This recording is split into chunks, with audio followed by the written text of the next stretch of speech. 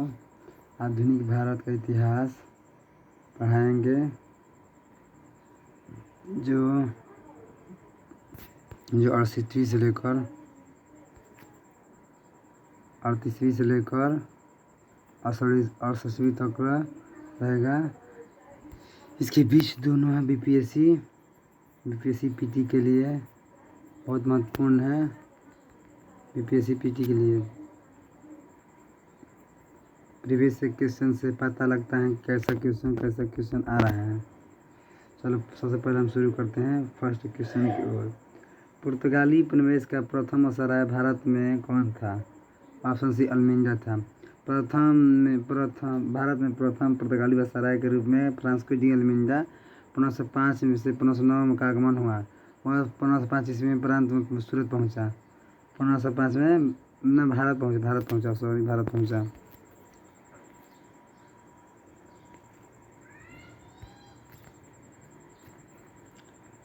पहुंचा।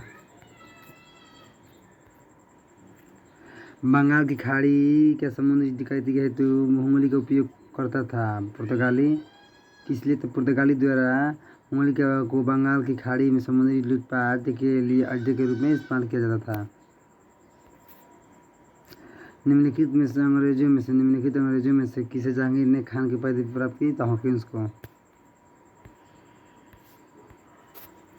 को क्यों मैंने तो हॉकिंस ईस्ट इंडिया कंपनी का एक कर्मचारी और व्यापारी था। हॉकिंस एक पुर्तगाली ईस्ट इंडिया कंपनी का व्यापारी था। वह बादशाह जहांगीर के नाम से इंग्लैंड के राजा जेम्स प्रथम का पत्र लेकर 1660 ईस्वी में पहुंचा। मैंने वह जहांगीर के नाम से इंग्लैंड के राजा जेम्स प्रथम पत्र को 1660 में सूरत पहुंचा। 1660 में आगरा में मुगल सम्राट से भेंट हो गई। जहांगीर ने 400 का मनसब और फिरंगी खान और इंग्लिश खान की उपाधि पाया। हो गया ऑप्शन। अब क्वेश्चन नंबर 4 थोड़ा हाली स्पीड करेंगे समझ में फिर। भारत में 1612 ईस्वी में अंग्रेजों ने अपनी पहली फैक्ट्री कहाँ स्थापित किया? ऑप्शन डी हो जाएगा सूरत में। कैप्टन विलियम हॉकिंस ने मुगल दरबार 1660 में पहुंचा।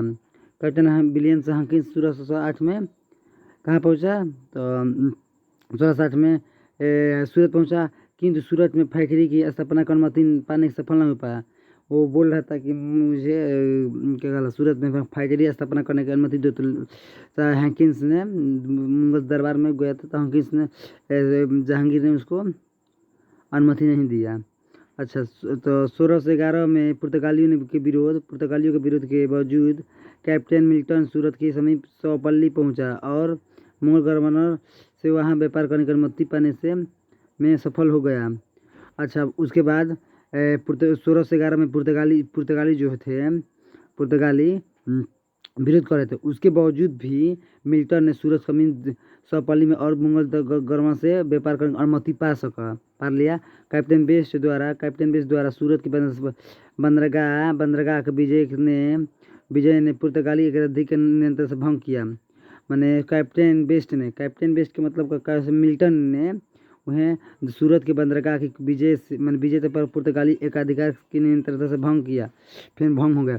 इसके बाद जहांगीर के शाही फरमान से अंग्रेजों ने सूरत के में अस्थायी रूप से एक फैक्ट्री स्थापित की। उसके बाद जहांगीर के शाही फरमान से अंग्रेजों ने सूरत में अस्थायी स्थापना की फैक्ट्री का। यह अंग्रेजों के व्यापार करने में को देश से दूसरे भागों में फैलाया। सिंघी, अहमदाबाद, बुरहानपुर, अजमेर तथा आगरा में सहयोग फैक्ट्री स्थापित की। जब अंग्रेजों ने कहाँ मैंने अपने फैक्ट्री फैले अहमदाबाद, बुरहानपुर, अजमेर तथा आगरा में सहयोग से फैक्ट्री स्थापित किया मुगल दरबार के सहयोग से। एगो को तो नहीं मिला, लेकिन दूसरा का जाकर अपने अथी कर लिया। किस मुगल के शासक के समय सर थॉमस रो भारत में आया? तो ऑप्शन सी हो जाएगा जहांगीर के। सर थॉमस रो ब्रिटेन के राजा जेम्स प्रथम के दूत के रूप में सितंबर 1615 ईस्वी में सूरत पहुंचा। क्या हुआ कि सर थॉमस रो जो ब्रिटेन के राजा जेम्स प्रथम को दूत लेकर उसका पत्र लेकर सितंबर 1615 में सूरत पहुंचा तथा जनवरी 1600 में वह 1616 में जनवरी 1616 में अजमेर में मुगल शासक जहांगीर के दरबार में उपस्थित हुआ।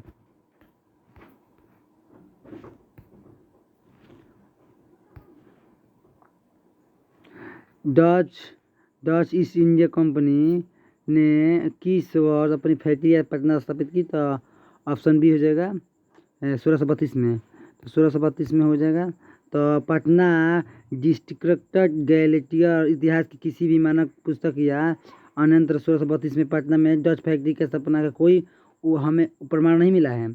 पटना के डिस्ट्रिक्ट गजेटर इतिहास के किसी मानक पुस्तक में यह मैंने 1632 की नहीं मिला है, लेकिन बिहार लोक सेवा आयोग जो नियंत्रण तो यह प्रश्न पूछा जाता है और इसका अर्थ 1632 में मानता है।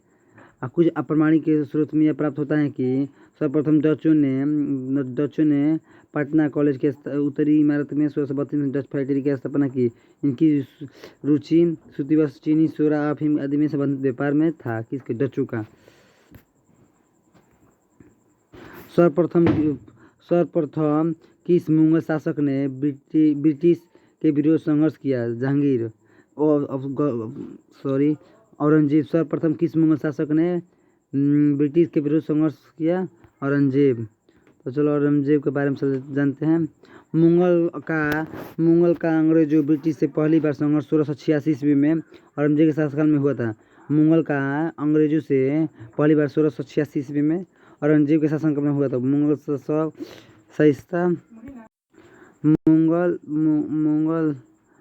गवर्नर शाइस्ता खान ने जब शरनौक सहित अंग्रेजों को होली से खदेड़ दिया। मुगल गवर्नर शाइस्ता खान ने जब शरनौक सहित अंग्रेजों को होली से खदेड़ दिया। शाइस्ता खान ने निम्नलिखित में से प्रथम कर्नाटक युद्ध में कौन सा तत्कालीन कारण था? तत्कालीन कारण क्या था? निम्नलिखित प्रथम कर्नाटक युद्ध। तो तत्कालीन कारण क्या था? तो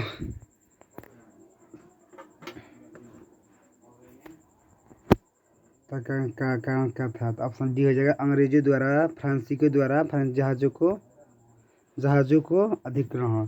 कर्नाटक का प्रथम युद्ध 1746 से 1748 ऑस्ट्रेलिया के उत्तराधिकार युद्ध हुआ, जो 1740 में आरंभ हुआ था। कर्नाटक का प्रथम युद्ध 1746 से 1748 ऑस्ट्रेलिया के उत्तराधिकारी युद्ध में जो 1740 में प्रारंभ हुआ का विस्तार का मात्र था। अंग्रेजी सरकारों की आज्ञा के विरुद्ध ही दोनों दलों अंग्रेज और फ्रांसीसी में 1746 में युद्ध प्रारंभ हो गया। गृह सरकारों की अपने ही सरकार गृह गाँव के जो सरकार थी अपने ही दोनों दलों को अंग्रेज एवं फ्रांसीसी में 1746 में युद्ध प्रारंभ हुआ। अंग्रेज कैप्टन वर्नेट के नेतृत्व में अंग्रेजी सेना द्वारा कुछ फ्रांसीसी जहाज़ों को अधिकार कर लेना युद्ध के तत्कालीन कारण था। जहाज़ों का अधिकार कर लेना ये तत्कालीन कारण था। प्रथम कर्नाटक युद्ध के समय कर्नाटक के नवाब नवारुद्दीन ने महजूब खान के नेतृत्व एक 10,000 भारतीय सेना के फ्रांसीसी को आक्रमण करने के लिए भेजा। कैप्टन प्राजाइंड के नेतृत्व में फ्रांसीसी सेना ने अड्यार नदी पर स्थित सेंट फिथोमो नामक स्थान पर नवाब को पराजित किया। यूरोप में युद्ध बंद होते ही कर्नाटक का प्रथम युद्ध समाप्त हो गया। बंद होते ही कर्नाटक का प्रथम युद्ध समाप्त हो गया। एक्स-लॉ-शाफ्टेल की संधि 1748 में हुआ। एक्स-लॉ-शाफ्टेल की संधि 1748 में से ऑस्ट्रेलिया के उत्तराधिकारी का युद्ध समाप्त हो गया तथा मद्रास को पुनः प्राप्त हो गया। कर्नाटक का प्रथम युद्ध सेंट थॉमस के युद्ध के लिए स्मरणीय है। फिर उसके बाद चलो अगले प्रश्न। 1760 का प्रसिद्ध वांडीवास का युद्ध अंग्रेज के किसके द्वारा खिलाफ लड़ा गया था? ऑप्शन ए हो जाएगा फ्रांसीसियों के द्वारा। वांडीवास युद्ध 16 जनवरी 1760 में अंग्रेजों तथा फ्रांसीसियों के मध्य हुआ। दोनों के बीच हुआ। युद्ध में फ्रांसीसी पराजित हुए। अंग्रेज जीत हुई। अंग्रेजी सेना का नेतृत्व सर एयरकुट ने की। अंग्रेजी सेना ने सर एयरकुट ने की, जबकि फ्रांसीसी सेना का नेतृत्व काउंट डी लाली ने की थी। जबकि फ्रांसीसी सेना की नेतृत्व काउंट डी लाली ने की थी, लेकिन हार किसको मिली? फ्रांसीसी को। उसके बाद वॉर्स डैश में टीपू सुल्तान और ब्रिटिश इंडियन कंपनी के बीच मंगलूरू की संधि पर हस्ताक्षर से किए गए थे।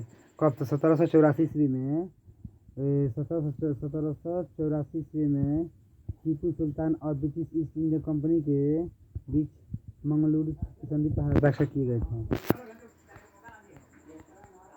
11 का टीपू सुल्तान और ब्रिटिश ईस्ट इंडिया कंपनी के बीच मंगलूरू की संधि 1784 ईस्वी में हुई थी। इस संधि के बाद द्वितीय मैसूर युद्ध 1780 से 1784 के अंत हो गया था।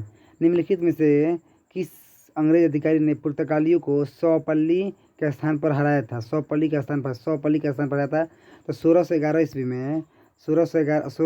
ईस्वी में पुर्तगालियों के विरोध बावजूद कैप्टन मिल्टन सूरत के समीप सौपल्ली पहुंचा और मुगल गवर्नरों से यहाँ व्यापार करने की अनुमति लेने में सफल हो गया। कैप्टन बेस्ट के द्वारा सूरत के बंदरगाह का विजय ने पुर्तगाली एक अधिकार की निरंतरता को भंग कर दिया। तथा सूरत में अस्थायी रूप से एक फैक्ट्री स्थापित की। यहाँ से अंग्रेजों ने अपने व्यापार को देश के दूसरे भागों में फैलाया और शीघ्र ही अहमदाबाद, बुरहानपुर, अजमेर सब मैंने फैक्ट्रियाँ स्थापित की हैं। उस क्षेत्र का पहचान करें जहाँ से यूरोप के वासियों को सर्वोत्तम सोरा और अफीम प्राप्त होता था। तो कहाँ होता था? तो ऑप्शन है बिहार से। बिहार से क्या क्या प्राप्त होता था?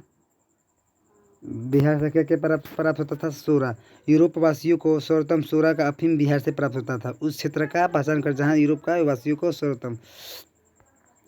अंग्रेजी शासनकाल में भारत का कौन सा क्षेत्र अफीम उत्पादन हेतु प्रसिद्ध था? तो जानते हैं, बिहार। इस्लामाबाद की संधि के बाद रॉबर्ट क्लाइव ने मुर्शिदाबाद का उपदीवान किसे बनाया था? इलाहाबाद की संधि के बाद रॉबर्ट क्लाइव ने मुर्शिदाबाद का उपदीवान किसे बनाया था? तो ऑप्शन हो जाएगा ए, हो जाएगा ऑप्शन ए मोहम्मद राजा खान को इलाहाबाद की दूसरी संधि कब हुई? तो 1765 ईस्वी, अगस्त 1765 में हुआ के अनुसार। इलाहाबाद की दूसरी संधि अगस्त 1765 के अनुसार भगोड़े सम्राट शाह आलम को अंग्रेज संरक्षण ले लिया गया था। क्या बता रहा हूँ आपसे देखो, इलाहाबाद की दूसरी संधि कब हुआ? अगस्त 1765 ईस्वी के अनुसार। भगोड़े सम्राट कौन थे? शाह आलम को अंग्रेजी संरक्षण में ले लिया गया था। अंग्रेजी अपना एथी में ले लिया था, कब्जे में ले लिया और उसे इलाहाबाद में रखा। शाह आलम द्वितीय ने अपने 12 अगस्त के फरमान में द्वारा कंपनी को बंगाल, बिहार, उड़ीसा और दीवानी के अस्थायी रूप से दे दिया, जिसके फरमान शाह आलम द्वितीय ने अपने 12 अगस्त को फरमान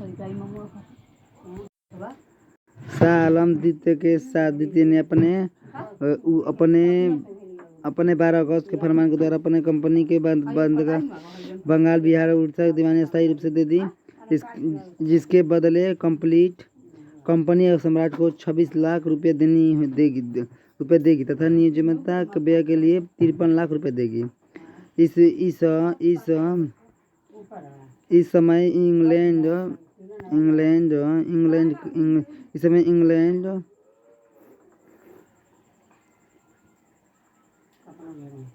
कंपनी के विरोध सीधे संग्रह करने में भार ना तो लेना चाहती थी और ना ही देना। उसके पास ऐसी क्षमता थी कंपनी के दीवानी कार्य के लिए 2 उपदीवान मुर्शिदाबाद और बंगाल के लिए मोहम्मद राजा खान तथा मोहम्मद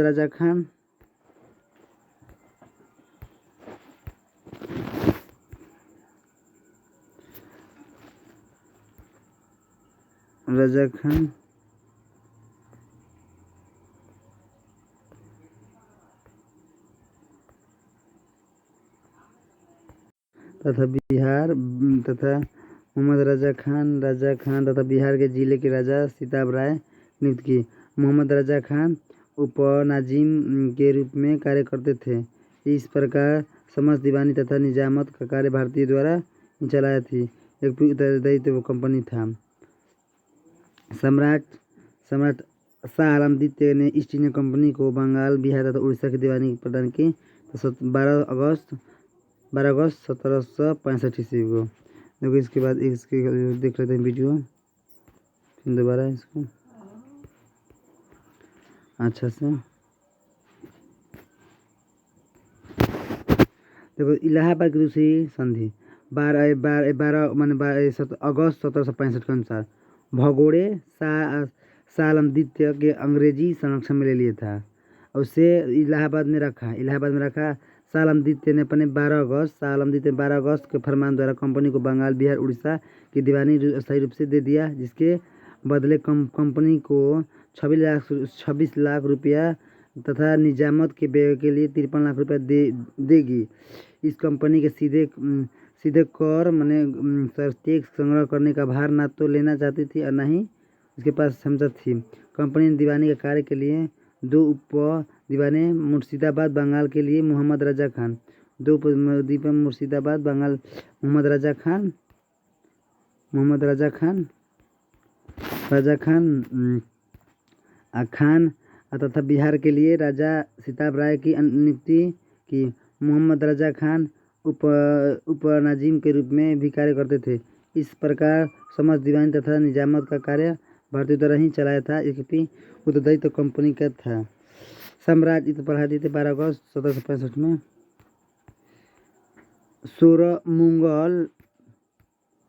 मुगल बादशाह बहादुर को जफर के बारे में कहा जाता था कि उसके साम्राज्य की सीमा थी। मुगल बादशाह बहादुर शाह जफर के बारे में कहा जाता था उसके साम्राज्य की सीमा थी। ऑप्शन बहादुर शाह जफर के बारे में नहीं, बल्कि मुगल शासक आलम द्वितीय के बारे में। फारसी भाषा में यह कथावत प्रसिद्ध है कि सल्तनत ए शाह आलम अज दिल्ली पालम, अर्थात शाह आलम के काल में मुगल साम्राज्य सिकुड़ते में दिल्ली के लिए लाल किले के पालम गांव में तक रह गए थे। बिहार के लोक सेवा आयोग इस प्रश्न में निष्कर्ष कर दिया गया।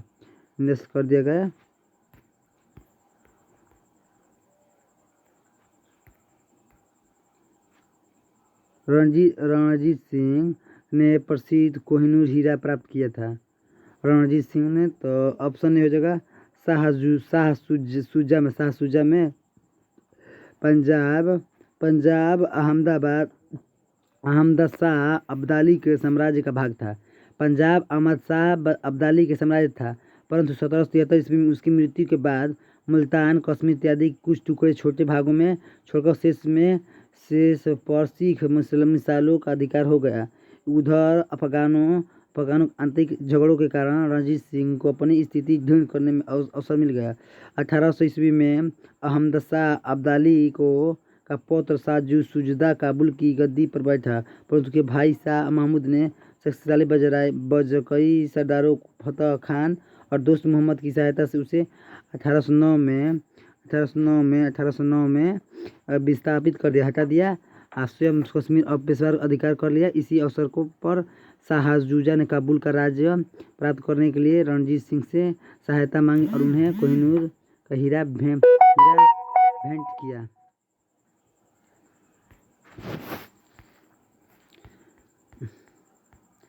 टीपू सुल्तान ने अपनी राजधानी बनाई। ऑप्शन ए सिंगरपटन में।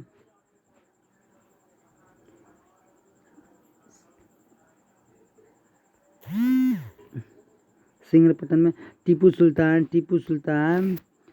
सिंगरपटन को अपनी राजधानी बनाया। यहाँ जैकोबिन क्लब की स्थापना की। जैकोबिन क्लब का स्थापना की और उसका सदस्य बना। साथ ही उसने अपनी राजधानी में फ्रांस और मैसूर के मैत्री के प्रतीक स्वतंत्रता का वृक्ष रोपा। टीपू सुल्तान अपने समकालीन विदेशी राज्यों से मैत्री संबंध बनाने तथा अंग्रेजों के विरोध उनकी सहायता प्राप्त करने के लिए अरब, कुस्तुनतुनिया, आधुनिक इस्तांबुल, काबुल और मिरसल्स में अपने दूतमंडल भेजे। अंग्रेजों ने सिंगरपटन की संधि किसके साथ की थी? अंग्रेजों ने सिंहपट्टनम की तो टीपू सुल्तान हो जाएगा।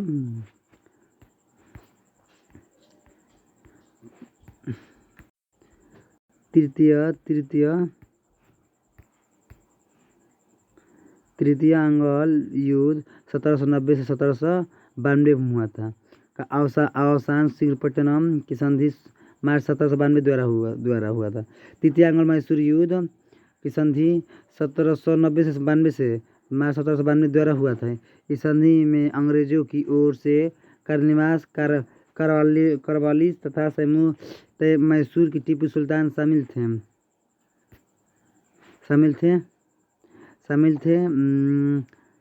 थे। इसके अनुसार टीपू को अपने देश के लगभग 1/2 भाग अंग्रेजों तथा उनके साथियों को देना पड़ा।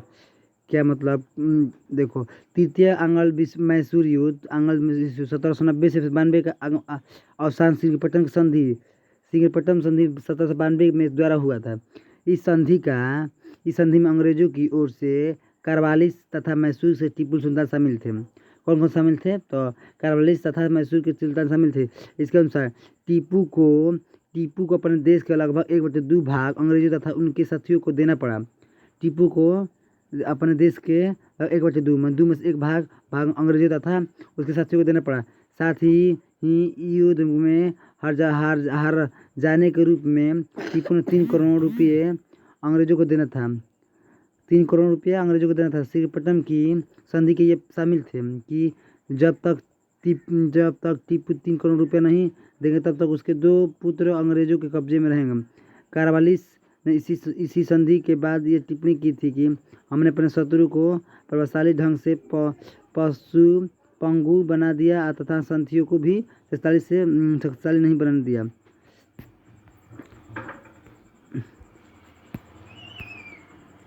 ठगों को उन्मूलन किसके नेतृत्व में हुआ था? ऑप्शन बी हो जाएगा कैप्टन एस्लिमेन। ठगों में हिंदू और मुसलमान दोनों धर्मों को अनुयायी सम्मिलित थे ठगों में, परंतु वास्तव में यह लोग काली दुर्गा और भवानी की पूजा करते थे तथा प्रायः अपने शिकार का सिर काटकर देवी चरणों में बलि के रूप में चढ़ाते थे। उन्हें विश्वास था कि उनका यह धंधा विधान है तथा उनके शरीर के मृत्यु समय भाग्य में उसी प्रकार लिखी होती थी। सती प्रथा के प्रश्न पर तो कुछ मतभेद था, किंतु ठगी के विषय में समस्त जनता ने सरकार का समर्थन किया। लॉर्ड विलियम बेटिक ने कैप्टन एस्लिमेन को ठगों के विरोध कार्रवाई करने के लिए नियुक्त किया। उसने लगभग 1500 ठगों को बंदी बना लिया। अनेक ठगों को फांसी दी गई, शेष किया जीवन निर्वासित कर दिया गया। 1837 ईस्वी के बाद संगठित रूप से ठगों का अंत हो गया। चलो फिर इसके बाद एक ही वीडियो हम दूसरे वीडियो में लाएंगे। Thank you. क्या ले भाई?